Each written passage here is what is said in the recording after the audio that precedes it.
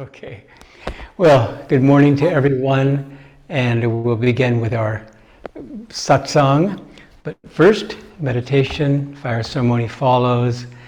And of course, we wish you were here. Roma's in seclusion. She sends her love. And let's begin. Let's begin with a prayer. Heavenly Father, Divine Mother, Friend, Beloved God, Jesus Christ, Babaji Krishna, Lahiri Mahashaya, Swami Shri Yukteswarji, Beloved Guru, Paramahansa Yogananda Ji, Saints of all religions, Beloved Swamiji, we humbly bow to you all. Divine Mother, bless this meditation. Help us to go deep. Fill us with your joy and your love. We want to share your blessings of grace with souls everywhere. Flood this needy world with your presence, healing us, guiding us. Be with us always. Om. Shanti, Shanti, Shanti.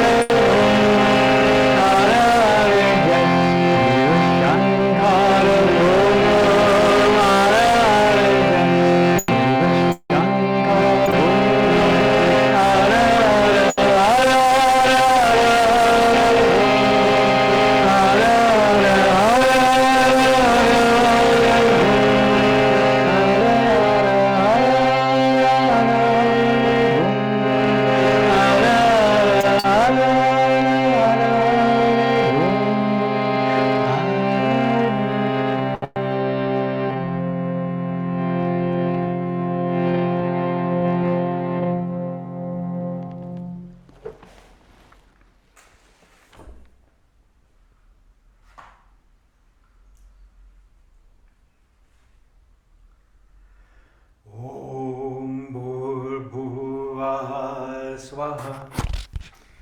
Om Tatsavitu Varniyam Bhargo Devasya Dhimahi Dhiyo Yo Naha Prachodayato. Om Bhurbhuvah Swaha. Om Tatsavitu Varniyam Bhargo Devasya Dhimahi Dhiyo Yo Naha Prachodayato. Om Bhurbhuvah Swaha. Om Tatsavitu Varniyam Bhargo Devasya Dhimahi Dhiyo Yo Naha Prachodayato. Om Bhurbhuvah Swaha. Om Tatsavitu Varniyam Bhargo Devasya Dhimahi Dhiyo Yo Naha Prachodayato.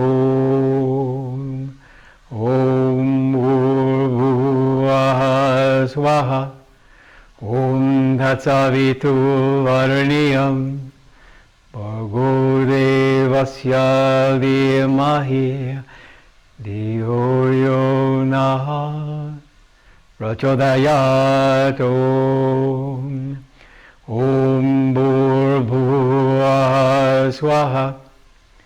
Om Tatsavitu Varniyam Bhargo Devasya Dhimahi Dhiyo Yo Naha Prachodayato. Om Bhurbhuvah Swaha. Om Tatsavitu Varniyam Bhargo Devasya Dhimahi Dhiyo Yo Naha Prachodayato.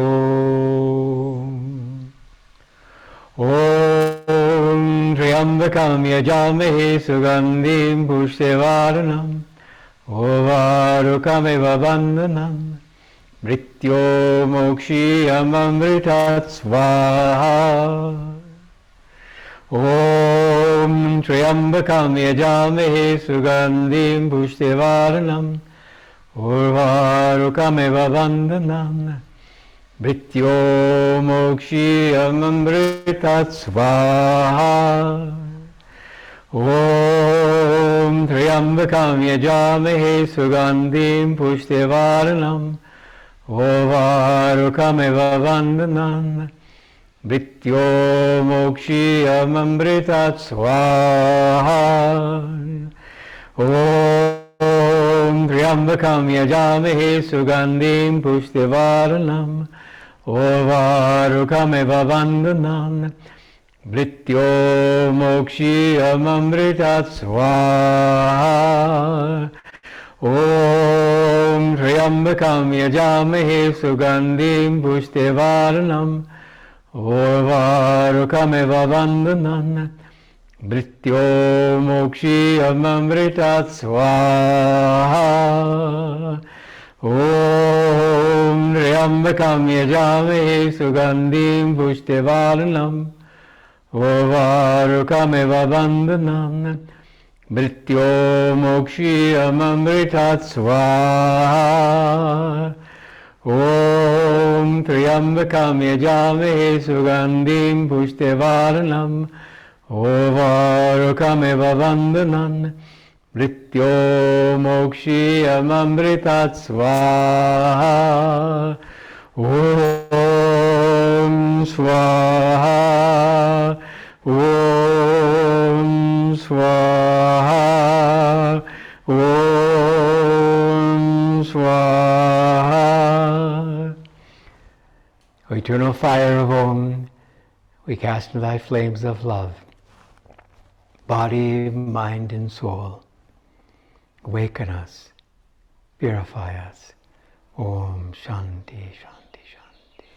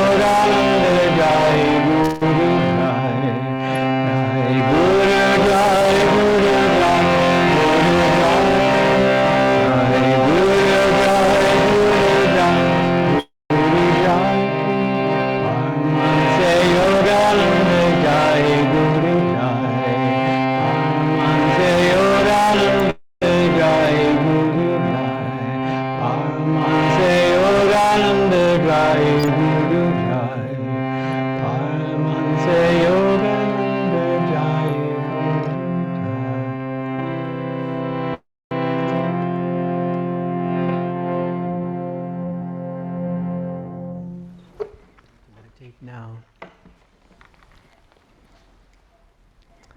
We'll read from Affirmations for Self-Healing by Swami Kriyananda, entitled Peace of Mind. Peace of mind is a result not of money in the bank, but of prayer and meditation. The more one contacts God in meditation, the more he feels descending upon him a blanket, as it were, of inner peace, cooling his body, calming his restless impulses, and thrilling his nerves with ever new delight. Peace is like a weightless waterfall, washing away all worries and bestowing a new glad sense of confidence. Peace of mind is his who knows that God is his only treasury. Let's repeat together. From pools of inner silence, I sip the sparkling waters of thy peace. From pools of inner silence, I sip the sparkling waters of thy peace. A little quieter. From pools of inner silence, I sip the sparkling waters of thy peace. And whispering, from pools of inner silence, I sip the sparkling waters of thy peace. Now silently, from pools of inner silence, I sip the sparkling waters of thy peace. And pray silently with me. All that I own is thine, Lord. Help me to know thee as the river of peace, running silently beneath the sands of my life's experiences. Again, it's a joy to be with you all in this way. The reading is from Whispers from Eternity by Paramahansa Yogananda, entitled, The Caravan of My Prayers is Moving Toward Thee. The caravan of my prayers is moving toward thee. In the eyes of kindness, I behold glimmers of thy mercy. Even the bare trees of dark lives flicker with the myriad glowworms of thy shining life. The caravan of my prayers has been working its way slowly through dry wastes of arid doubts and furious sandstorms of despondency. Yet, at last, far-off glimpses of thy oasis of silent assurance has roused me in my drooping efforts. Eagerly, I await the moment when I can dip into thy revivifying water my parched, thirsty lips of faith, and there drink deeply from thy well of bliss.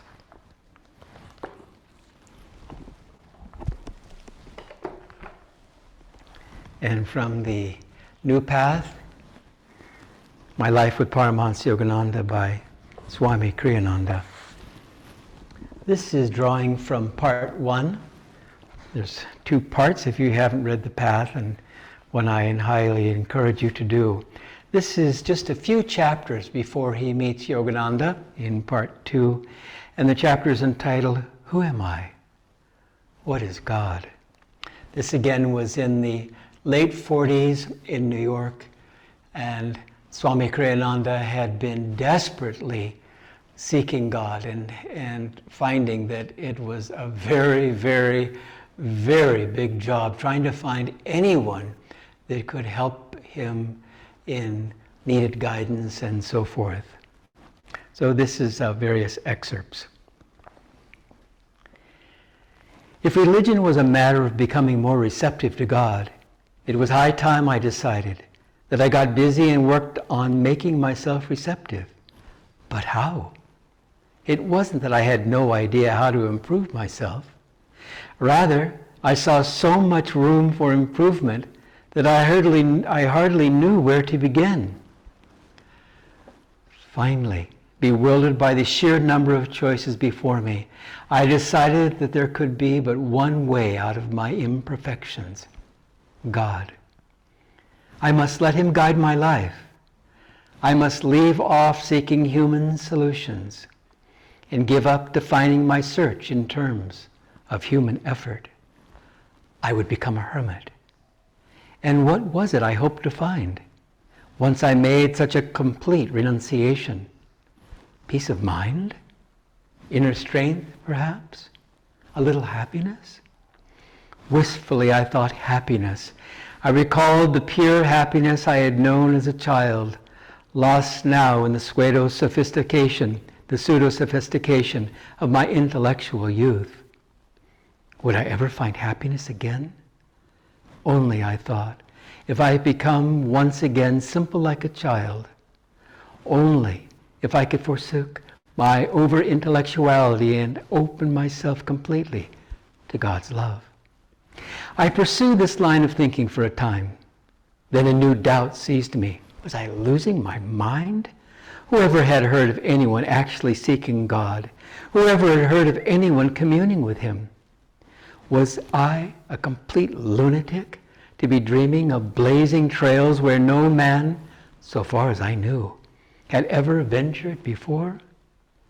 For I knew nothing, as yet, about the life of true saints. Vaguely I had heard them described as people who lived close to God.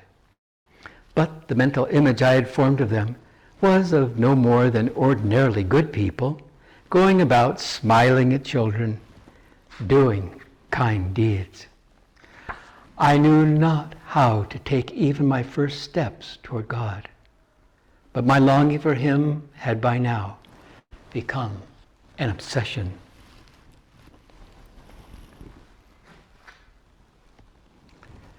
And so Swami Kriyananda, there in the late 40s, was in desperate need of finding God. And he tried everything. He went to churches and couldn't find any inspiration there. He, as an intellectual, read so many books and didn't find what he was looking for there. And then, as we know, the extraordinary blessing that he found the autobiography of a yogi in New York, and then took the next bus to California, met his guru, and became a disciple. I remember years ago when Roma's parents were there visiting us at Ananda Village, and I was reading the Path, and I suspect that she had seen me reading it before. And so she said, haven't you read that already? And I said, I read it all the time. And as I recall, there was a look of mild shock on her face. And it's still the case to this day. And I remember in seclusion, many, many years ago, I took Swami's autobiography, which he wrote a long time ago, back in the mid-70s. And I took it into seclusion to again read it, drawn by the many hundreds of stories of Yogananda. He really makes Yogananda come alive in this book. But interestingly, as I just read from part 1, I was drawn to read again from that first chapter before he met Yogananda. And so as I was reading and inspired by it, I was thinking, why? Why am I drawn, especially, very strongly so, to read from this particular part of the book? And then I realized, because I needed encouragement, because here he was, a man, again, with all of his might, battling to find peace of mind, battling to find some understanding in life. He was born, as they say, with a golden spoon in his mouth in a wealthy family. He could have had anything and everything. But he dropped out of school in his senior year thinking, what is this?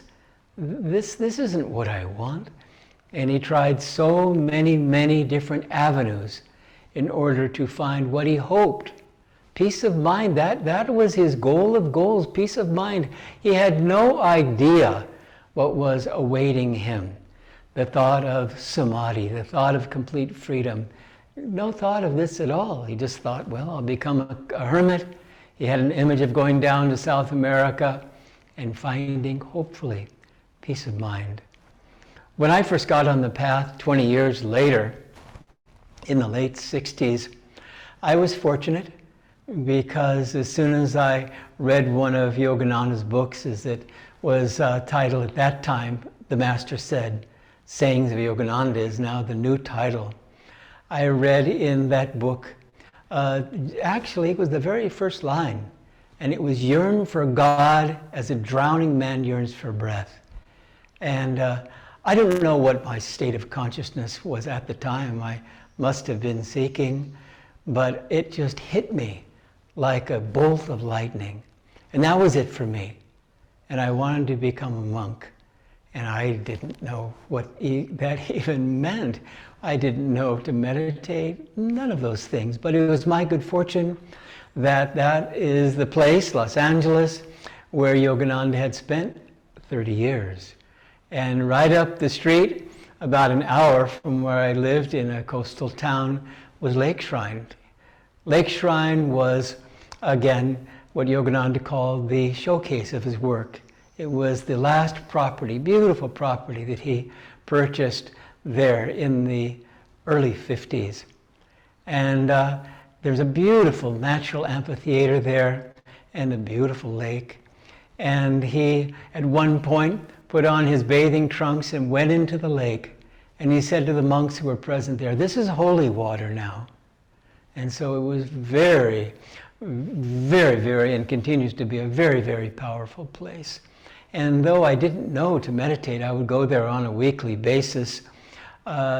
Nevertheless, I just found, just walking on the grounds, that there was such power, as we find here in the beautiful temples here in India, as we find when we go to the various centers at Ananda. This place of spiritual power, because the gurus are there. They're present, vibrating 24/7. Their power. And I too was desperate for peace of mind. I was also raised in a wealthy home and I could have had anything, but I wasn't interested. I just wanted now to be a monk and find God. And so it wasn't as difficult as it was for Swami Kriyananda, because he had, again, some time where Yogananda had not come into his life through that beautiful book, The Autobiography of a Yogi. And he was having to just upturn every stone. For me, again, I don't know where my consciousness was at the time, but there, it was my good fortune to find that book of Yogananda's, see his picture, and drink in his vibration. And then I found, was a couple of years on the road, which was no fun for me, trying to find the place where I was to be. For some reason, I didn't feel to join the organization there in Southern California, Yogananda's organization, which to me was absolutely bewildering. But as it turned out, my path was through Swami Kriyananda, that exalted disciple of Yogananda. And though he's passed now, nearly 10 years ago, his presence, as is true of Yogananda and our great ones, is very, very strongly felt. And so after a couple of years, I was hitchhiking, and a fellow picked me up, and we talked, and I sensed he was a deeply spiritual man, which I really felt he was. And so I said, well, I have this book. It was one of the early books, Yoga Postures for Self-Awareness, that Swami Kriyananda had published there in San Francisco, where he was staying at the time prior to founding Ananda. And I said, well, I'm going to this place called Ananda. I don't know what it is, but I'm looking everywhere for what I knew somehow in my heart of hearts was my spiritual family. And he said, that'll be your home.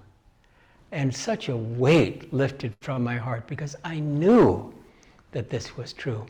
And a couple of days later, I came to Ananda, and through God's grace, after a couple of months staying there at the Seclusion retreat, the first property that Swami Kriyananda founded, I was then made a member. And again, so many, many years of serving as we do to this day. And again, a path such as this has so much to offer. And it's good from time to time. And this is a good technique. It's one that I often use when I find myself in need of encouragement. I will go back to that time prior to finding Master and think it was a good time. I was leading raised in a wholesome family with loving parents and lots of friends, but something was missing.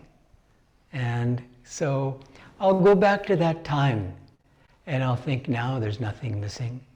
Because when we draw God and the great ones into our hearts, then we know what is our purpose. We know now that this entire life, for everyone who has the great good karma to have an inner life, this is about seeking God. And so day after day, we need to renew our efforts and to do all that we can to find peace of mind, to find joy, to find love, all of these spiritual qualities, and then of course to share them. The amazing thing about this discovery on the spiritual path, as we discover these spiritual qualities lodged in our souls, is that as we make these discoveries, then that's the first step. Then we need to share them in our own humble way, however God calls us. We all have come in with a very specific dharma to do, and so that's the task before us. In which way shall I share these blessings? Because the instrument is blessed by that which flows through it. And that's very, very important on the spiritual path. I remember in the early years, I was absolutely dumbfounded when I realized that I'd been on the path for a couple of years, and I was suffering from what Yogananda coined the phrase spiritual indigestion. It was just basically too much for me in that young age. And I finally made the horrifying discovery that I didn't have peace of mind. And I thought, oh my gosh, what is this? And so I thought, I have to have it. I have to have peace of mind. I have to have it. I have to have contentment. How can I share these blessings if I'm constantly battling with my mind and with my heart and with everything? And so I spent a very dedicated year doing what I could, bit by bit, to, again, in many ways, rediscover myself. What were my motives? Was I truly sincere? Did I really want God? All of these things I asked of myself. And I realized, yes, I really, really, really wanted God. And so, bit by bit, I began to distance myself from all of the turmoil, from what I call typhoon conditions. I distanced myself, and I thought to myself, that's okay. That's karma, that's maya, all those things. I'm not going to identify with that any longer. It's just a passing dream. One of the things that people, all of us make this mistake, we get into a mood, perhaps a negative thought comes, we're meditating for weeks perhaps on end and it's very dry, and we make the second mistake of somehow we've opened ourselves up to this karma, okay, then the second thing that happens is we begin to identify with these states, these negative states, as ourselves. Big mistake. We need to always be the jnani in that watchful state so that we're very, very careful not to get into that place where if Maya does come in, of course the karma is coming up all the time. We're here on this earth to purify ourselves and to keep our hearts open and to keep our minds bright. But nevertheless, we get ourselves into these states where our consciousness drops. It reminds me of, I don't know if you've ever seen any of the Peter Sellers movies, the English humorist, but this was many, many years ago. One of the films was Shot in the Dark. And he was a detective, and he had this servant there, Cato, who was instructed that as he went through the house and went through his various duties, whatever there might be, that Cato was to surprise him and attack him so that he would always be ready and on his guard. And so there were many hilarious episodes where he would be getting a snack out of the refrigerator, and all of a sudden Keita, with this huge, samurai scream, would attack him, and they would have a big battle. And I've kept that in mind from time to time, because that's what happens to us in so many ways. We're doing well and serving selflessly, whatever it might be, and all of a sudden, out of the blue, comes whatever it might be. It might be an email, it may be a phone call, maybe it's some kind of a thought that throws us off. And yet, is this really meant to harm us? Absolutely not. Remembering again and again, as we should, God's the director playing all parts, and so it's testing. That's what's going on. It was fascinating to read in the Path again after, this is part 2, when he had met Yogananda. Swami Kriyananda was blessed to go out into the desert where Yogananda had one of his quiet hermitages for seclusion, and especially for writing his books. And he had asked Swami Kriyananda at that time to come and to help him edit the Bhagavad Gita. And prior to this time, Swami Kriyananda was having meditations that were so deep that he thought to himself, if I never get any deeper on the spiritual path, I'm totally satisfied.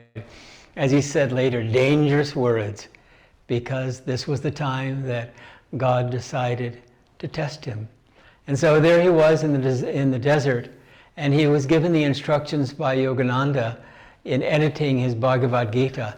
And Yogananda already had an editor, Taramata, who Yogananda considered one of the greatest editors in America, who indeed edited his autobiography of Yogi. She was there doing the editing. So what was Swami Kriyananda needed for, he was thinking. And what were Yogananda's instructions to him? Work like lightning, but don't change a word. And so falling from this state, you might say, from these deep meditations, he was in a mood there, he said, for some months where he would lay on his bed and didn't have the energy to even get up. What was he supposed to do? And yet somehow, again, Swami Kriyananda, as a Renaissance man, as a Titan, was able to, bit by bit, with, of course, the Guru's help, get out of this state and understand really what he was all about, because he was just a young man of 22. He realized it wasn't really about him given the job of editing. Again, Yogananda had an editor, but he was to dive deep into this great scripture.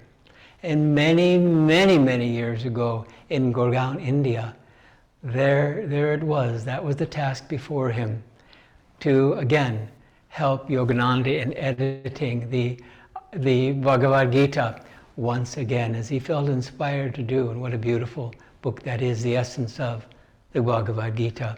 And he found that he remembered during that time with Yogananda in the desert, as Yogananda was editing the Gita, he was able to remember again and again the many, many things that Yogananda said, so that as he was going through the process in Gurgaon of editing the book anew, that he could remember the vibration and hear the words of Yogananda's in his own mind. He had been given that blessing. And so for us, in these very, very crazy times, here we are, I don't even have Roma with me. She's in seclusion. Here I am by myself talking with you all, which of course is a joy. But I'm alone in this room. It reminds me of something Yogananda shared, which was a woman, I believe she was in the Midwest. And he was very inspired when he heard that week after week, she would go to a hall and speak to no one. I don't know what drove her to continue, but Yogananda was very inspired by that, because she was being persistent. Slow and steady wins the race. Recently, as a matter of fact, it was early this week, Nayaswami's Jyotish and Devi, along with Nayaswami's Jai and Dhyana, came together with us, which they do from time to time, much to our joy, to bring all the center leaders here in India to have a satsang with them. And they had just got out of seclusion. And I was astonished when they said they hadn't been in seclusion for a couple of years. And again, being successors to Swami Kriyananda, they have been so extremely busy, especially during this COVID. And they had just emerged from seclusion and had a very, very deep and profound experience and urged us to go into seclusion. And so Roma, spontaneous as she is, the next day she was in seclusion for a week. And we hadn't remembered when we had been in seclusion. And again, Yogananda said, seclusion is the price for greatness. And why? Because the dust settles in our minds, the dust settles in our hearts, so to speak. And we're able again to get back to our center. It's so, so important, whether it's just for an hour, just for a day, a week. At Ananda, we try to take a week of seclusion or more every year. But we've been so busy in the move from JP Nagar to here and so forth, and so many activities that we had, again, found seclusion had slipped away. And right after Roma gets out of seclusion, I'm going into seclusion, and I'm eagerly looking forward to it. Because this is a time when, again, we can rededicate ourselves. And we're going to be having here at this beautiful retreat, this gift that's been given to us, retreats as we've already had, although we've only been here for a little while. We're going to be having guided seclusions and all kinds of things. And Nayaswami Dhyana is encouraging us to have living discipleship here down south, which Roma and I did for many, many years. In California at the seclusion retreat. So that's something that we have planned, we're planning to do as well. Deep immersion into these teachings. So again, as one person said to Swami Kriyananda many years ago, and I was always so inspired by it, he said, I've never been to Ananda, but just to know that it exists fills me with inspiration. And so for us, be thinking of somehow, some way. Again, I love the image of Moses parting the sea.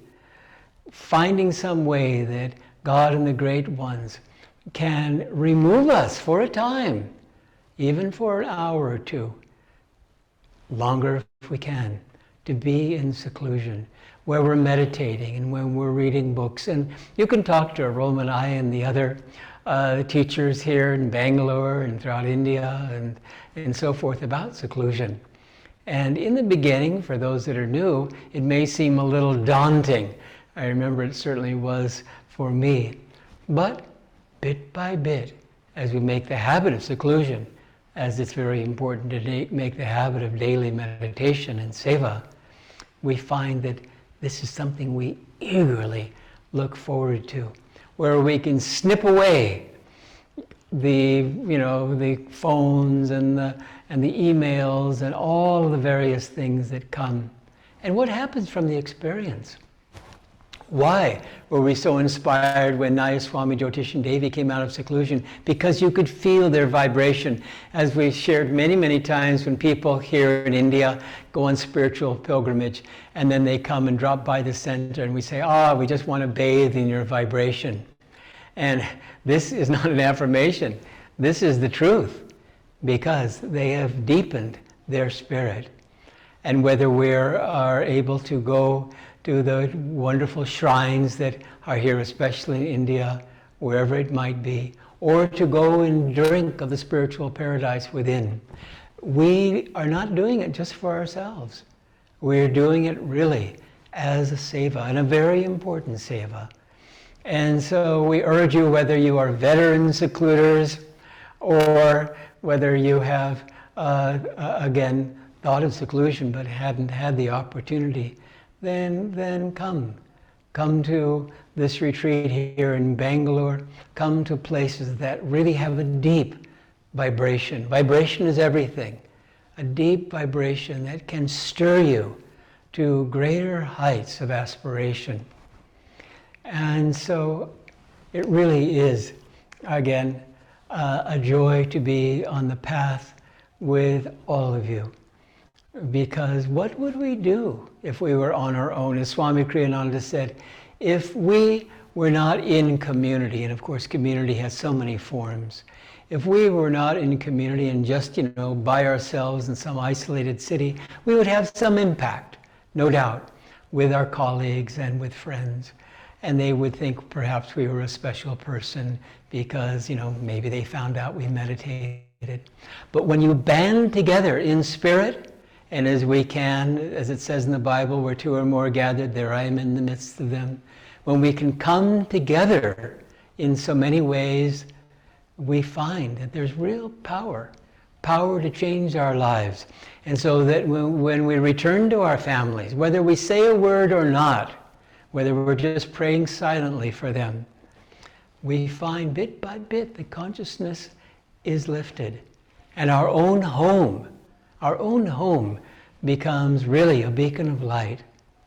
And so for us, what a privilege in this life that we've ripened to the state where we really, really want God. We want to renew our efforts, and we want to again renew our efforts. No matter how many times we fall down, we want to do what we can to remember who we are and where we're going, because time really flies by. And if there's anything about, again, our age now, the golden years in our 70s, it's, my friends, I'm telling you, and many of you may well know, no matter what your age, how fast time flies. And so we want to use that time wisely, of course. And so, again, God bless you. We'll have our Aarti now. We'll be just singing without the accompaniment of the harmonium, a little unique for today. And then we'll have, again, our blessing.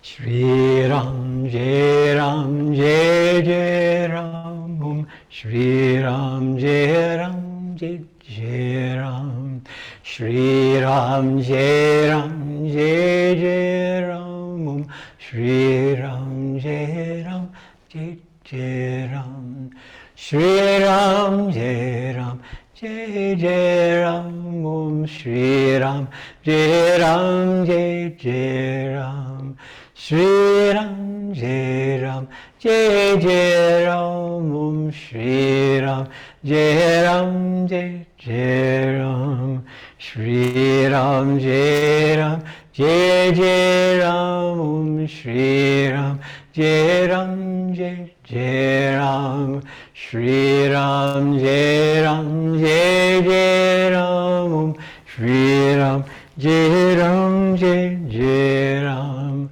Shri Ram Jai Ram Jai Jai Ram Shri Ram Jai Ram Jai Jai Ram Shri Ram Jai Ram Jai Jai Ram Shri Ram Jai Ram Jai Jai Ram Shri Ram Jai Ram Jai Jai Ram Shri Ram Jai Ram Jai Jai Ram. And so now we'll share our blessings. We're, of course, all of us just instruments of spirit, sharing light and love, flooding your being, the Divine Mother's blessings, her unconditional love, her light, her joy. Om.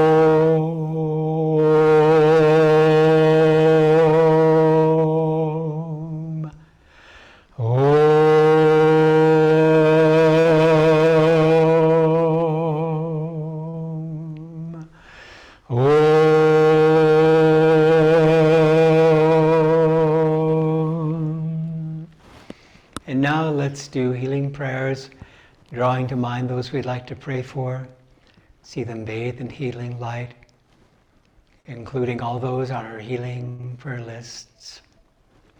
And special blessings for our dear friend at Ananda, who is undergoing tremendous suffering now through her illness, Anandi, Nayaswami Anandi, to Manju, and many, many others.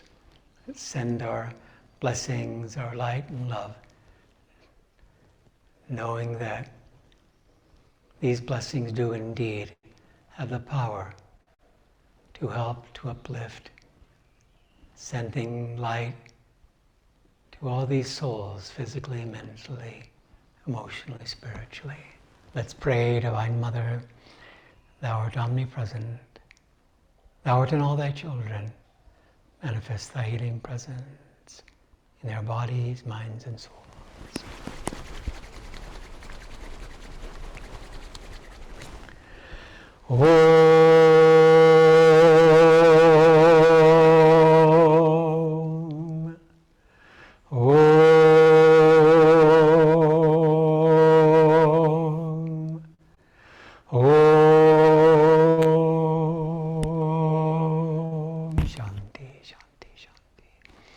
Pray, Heavenly Father, Divine Mother, Friend, Beloved God, Jesus Christ, Bhagavati Krishna, Lahiri Mahashaya, Swami Shri Yukteswar Ji, Beloved Guru, Paramahansa Yogananda Ji, Saints of all religions, Beloved Swamiji, we bow to again and again.